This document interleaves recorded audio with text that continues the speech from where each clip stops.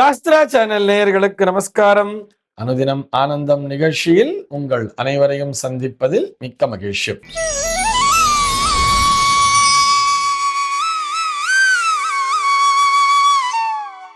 இன்று 2/7/2026 இந்த நாள் குறித்து பஞ்சாங்கம் என்ன சொல்றதுன்னு பார்க்கலாம் வாங்கோ. இன்றைய தினம் பராபவ வருடம் ஆனி மாதம் 18ஆம் தேதி வியாழக்கிழமை. திதி பார்த்தோம்னா தேய்பிரை த்விதியை திதி காலை 9:38 வரைக்கும் இருக்கு. அதனை தொடர்ந்து தேய்பிரை திருத்தியை திதியானது வந்து விடுகிறது. இன்னைக்கு நட்சத்திரம் பார்த்தோம்னா உத்திராடம் நட்சத்திரம் காலை 9:25 வரைக்கும் இருக்கு. அதனை தொடர்ந்து திருவோணம் நட்சத்திரம் என்பதும் வந்து விடுகிறது. இந்த நாள் முழுவதுமே ஒரு சித்தயோகம் கூடிய நாளாக அமைந்திருக்கிறது. இது போக பஞ்சாங்கத்திலே வரக்கூடிய யோகம் அப்படின்னு சொல்லி பார்த்தோம்னா இன்றைக்கு வைத்ருதி அப்படிங்கிற ஒரு நாம யோகத்தை கொடுத்திருக்கா. கரணம் பார்த்தோம்னா கரஜை அப்படிங்கிற ஒரு கரணம் காலையில 9:38 வரைக்கும் இருக்கு. அதனை தொடர்ந்து வணிஜை என்கின்ற கரணமானது வந்து விடுகிறது. இந்த நாளானது ஒரு மேல் நோக்கு நாளாக அமைந்திருக்கிறது. இன்னைக்கு என்ன ஸ்பெஷல் அப்படின்னு சொல்லி பார்த்தோம்னா இன்றைய தினம் பஞ்சாங்கத்திலே வைசிரா அப்படின்னு சொல்லி கொடுத்திருப்பா. இது என்ன வைசிரா அப்படின்னு சொல்லி பார்த்தோம்னா வைத்ருதி ஸ்ராத்தம் என்பதனுடைய சுருக்கம்தான் அந்த வைசிரா என்பது. ஒரு வருடத்திலே 96 நாட்கள் முன்னோர் வழிபாட்டிற்குரிய நாட்களாக வரும். ஷண்ணவதின்னு சொல்லுவா. அந்த வரிசையிலே இந்த நாளும் ஒரு நாளாக அமைந்திருக்கிறது என்பதுதான் அதற்கான பொருள். இது போக இன்றைய தினம் பஞ்சாங்கத்திலே ஸ்ரவண விரதம் அப்படிங்கிறத கொடுத்திருக்கா. அதாவது இன்றைய தினம் இந்த திருவோணம் நட்சத்திரம்ங்கிறது வியாபிச்சுட்டு இருக்கிறதுனால பெருமாளை நினைத்து விரதம் இருப்பவர்கள் இந்த நாளினை பயன்படுத்தி கொள்ள வேண்டும். இது போக இன்றைய தினமும் ஒரு தேய்பிரை சுப முகூர்த்த நாளாகவே அமைந்திருக்கிறது. வீடு சம்பந்தப்பட்ட விவகாரங்களை தவிர மீதி அனைத்து சுப நிகழ்ச்சிகளையும் செய்வதற்கு ஒரு உகந்த நாளாகவே இந்த நாளும் அமைந்திருக்கிறது. சென்னையை பொறுத்தவரை இன்றைய தினத்தினுடைய சூரிய உதயம் என்பது காலை 5:50 சூரிய அஸ்தமனம் என்பது மாலை 6:35 சம்பவிக்கிறது. இன்றைய தினத்தினுடைய நல்ல நேரம் சொல்லி பார்த்தோம்னா காலை 9 மணி முதல் 10 மணி வரையிலும் மாலை 4 மணி முதல் 5 மணி வரையிலும் நல்ல நேரமே. சென்னையை பொறுத்தவரை இன்றைய தினத்தினுடைய ராகு காலம் என்பது மதியம் 1:48 முதல் 3:24 வரையிலும், யமகண்டம் என்பது காலை 5:50 முதல் 7:25 வரையிலும், குளிகை காலம் என்பது காலை 9:01 முதல் பகல் 10:37 வரையிலும் சம்பவிக்கிறது. தினாந்தம் பார்த்தோம்னா இன்றைய தினம் இரவு 1:37 கொடுத்திருக்கா. சூலம் பார்த்தோம்னா இன்றைக்கு தெற்கே சூலம் மதியம் 2:20 வரையில் அந்த சூல தோஷம் என்பது உண்டு. அதற்குரிய பரிகாரமாக நல்லெண்ணெய் தானம் விடுத்துவிட்டு தெற்கு திசையை நோக்கி பயணிக்கலாம் அப்படிங்கிறதையும் சொல்லி இருக்கார். இன்றைய தினத்தினுடைய ஆன்மீக தகவலாக, இது ஆன்மீக தகவல்னு சொல்றதை விட ஜோதிட தகவல் அப்படின்னு தான் சொல்லணும். நேற்றைய தினத்தினுடைய தொடர்ச்சியாக நேற்றைய தினம் ஒரு நேயர் கேள்வி கேட்டிருப்பார். அவருடைய கேள்விக்கான விடைதான் இதுவும். அவருடைய கேள்விதான் இன்றைய தினமும் பார்க்க போறோம். நேற்றைய தினம் சௌமியாதித்ய யோகம்ங்கிறத கேட்டிருந்தார். இன்றைய கேள்வியில பார்த்தோம்னா அவருடைய கேள்வி குரு சந்திர யோகம் என்றால் என்ன என்பதுதான் அவருடைய கேள்வி. அதற்கான பலன்களை பற்றியும் விளக்கமாக சொல்லுங்களேன்கிறதையும் சொல்லி இருக்கார். அதாவது யோகம்னு சொன்னா இணைவு அப்படின்னு சொல்லிட்டோம்.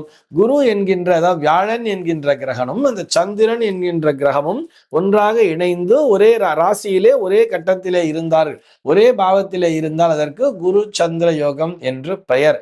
இது ஒரு நல்ல யோகமாகவே பார்க்கப்படுகிறது. குரு சந்திர யோகத்தினை கஜகேசரி யோகமாகவும் பார்க்கிறார்கள். ஆக இது மிகச்சிறந்த யோகமாகவே பார்க்கப்படுகிறது.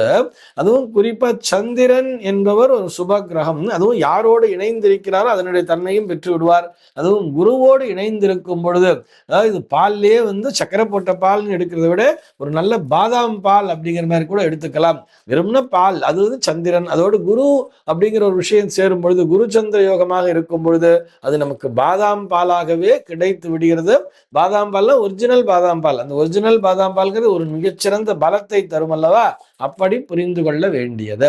இதுல முதல் பாகத்திலே லக்னத்திலேயே குருவும் சந்திரனும் இருப்பவர்கள் மிகச் சிறந்த மனிதர்களாக இருப்பார்கள். நல்ல மனிதர்கள், மற்றவர்களால் மிகவும் மதிக்கப்படக்கூடிய ஒரு கௌரவம் நிறைந்த மனிதர்களாக இருப்பார்கள். சமுதாயத்திலே அவரை பார்க்கும் பொழுதே கையெடுத்து நமஸ்காரம் பண்ணுவார் தெரியுமா? சார் வணக்கம் சார்னு சொல்லக்கூடிய அளவிற்கு மிகச்சிறந்த குருவாகவே அவர்கள் இருப்பார்கள். இரண்டாம் பாவகத்திலே குருவும் சந்திரனும் இணைந்திருக்க பெற்றவர்கள் நல்ல வாக்கினை பெற்றிருப்பார்கள். நல் வாக்கு, சத் வாக்குன்னு சொல்லுவார். யாரை பார்த்தாலுமே நல்லா இருக்கீங்களா, வாழ்க வளமுடன் சொல்லுவா. முகம், அவருடைய முகமே பார்த்தோம்னா எப்பொழுதுமே ஒரு மலர்ந்த முகமாகவே இருக்கும்.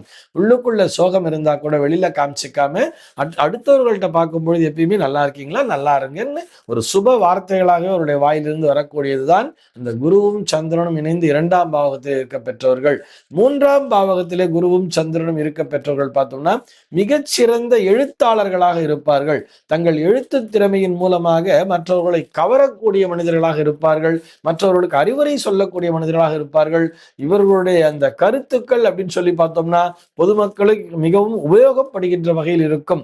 அதுவும் அன்றைய தேதியில் மட்டுமல்லாது என்றென்றைக்கும் நிலைத்து இருக்கக்கூடிய அந்த எழுத்து திறன், அது இந்த காலத்தில் மட்டுமல்ல, எதிர்காலத்திலே வரக்கூடிய அடுத்த ஒரு தலைமுறையினருக்கும் கூட சென்று சேரக்கூடிய வகையிலே இவர்களுடைய எழுத்து என்பது அமைந்திருக்கும். அதுதான் மூன்றாம் பாவகத்திலே குருவும் சந்திரனும் இணைய பெற்றவர்கள்.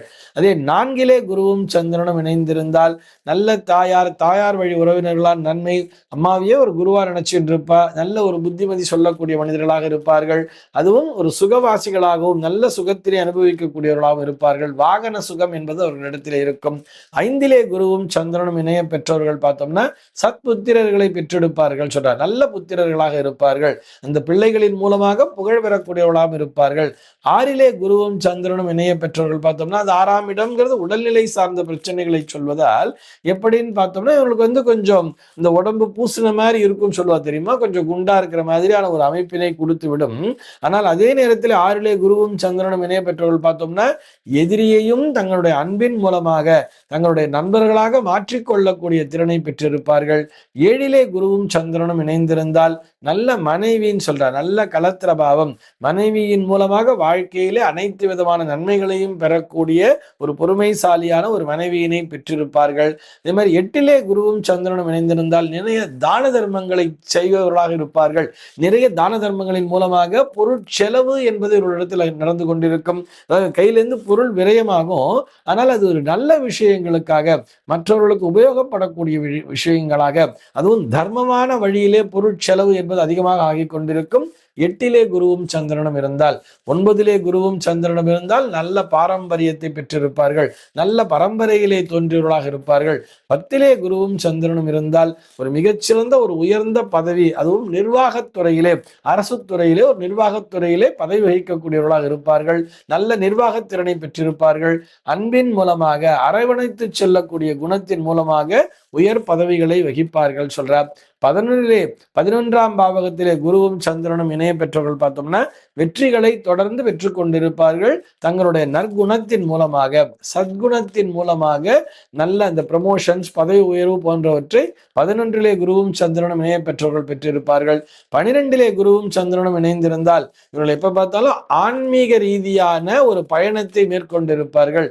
ஒரு வீக்கெண்ட் வருது அப்படின்னு சொன்னா வெளியில டூர் அப்படிங்கிறது போனா கூட என்ன பண்ணுவான்னு சொல்லி பார்த்தோம்னா அந்த டூரிலும் ஒரு ஆன்மீகம், ஒரு கோவிலை ஒண்ணு பார்த்தோம்ங்கிற மாதிரி எங்கே சென்றாலும் அந்த ஊரிலே இருக்கக்கூடிய ஆலயங்களை தரிசிக்க வேண்டும், அந்த ஊரிலே இருக்கக்கூடிய குரு மகான்களை தரிசிக்க வேண்டும் என்று ஒரு சாதாரண ஒரு ஜாலியா ஒரு ஃபேமிலி டூர்னு வச்சுட்டா கூட அதிலும் கூட ஒரு ஆன்மீக ரீதியான விஷயங்களை ஒன்றிணைத்து செல்லக்கூடியவர்களாக இருப்பார்கள். 12லே குருவும் சந்திரனும் இணைய பெற்றவர்கள். ஆக அந்தந்த கிரகங்களினுடைய தன்மை, குரு மற்றும் சந்திரன் இணைவது என்பது ஒரு நல்ல விஷயம். அதுவே 6, 8, 12 அமர்ந்திருந்தால் கூட அவர்கள் புண்ணியத்தை சேர்ப்பவர்களாகத்தான் இருப்பார்கள் அப்படிங்கிறதுக்காக சொல்லிக்கிறோம்.